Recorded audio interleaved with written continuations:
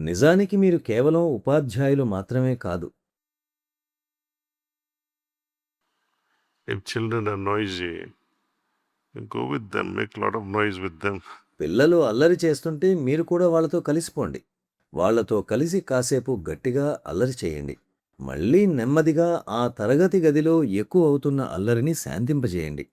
దానిని ప్రతిఘటించాలని ప్రయత్నిస్తే అది మీకు కష్టంగా మారుతుంది. విద్యార్థులతో కలిసిపోగల ఉపాధ్యాయుడు ఎప్పుడూ బాగా విజయవంతం అవుతారు. మీరు పిల్లల్ని నిశ్శబ్దంగా ఉండమని ఆజ్ఞాపిస్తే మీరే ఆందోళనకు గురవుతారు. మీరు సంపాదించుకున్న ఆధ్యాత్మిక స్థితిని కోల్పోతారు. తరగతి గది అంటే అల్లరిగానే ఉంటుందని ముందుగానే భావించండి. ఆ అలజడిని ఎదుర్కొనడానికి సిద్ధంగా ఉండండి. విమానంలో ప్రయాణించేటప్పుడు అక్కడ కొన్నిసార్లు కొంత టర్బులెన్స్ అంటే కల్లోలం ఎదురవుతుంది. వద్దు వద్దు, నేనిక విమానం ఎక్కను, ఇక్కడ అలజడిగా ఉంది అని మీరంటే మీరు మీ తదుపరి గమ్యస్థానానికి చేరుకోలేరు. తరగతి గది విషయంలోనూ అంతే. ఆ కొద్దిపాటి అలజడిని మనం భరించాలి.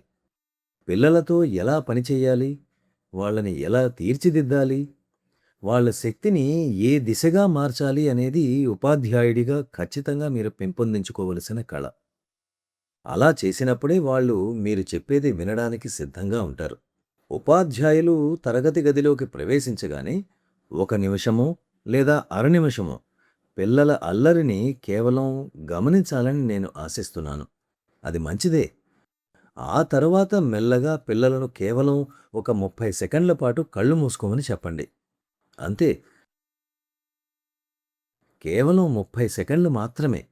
ఆ తరువాత మీ క్లాసును తిరిగి ప్రారంభించండి.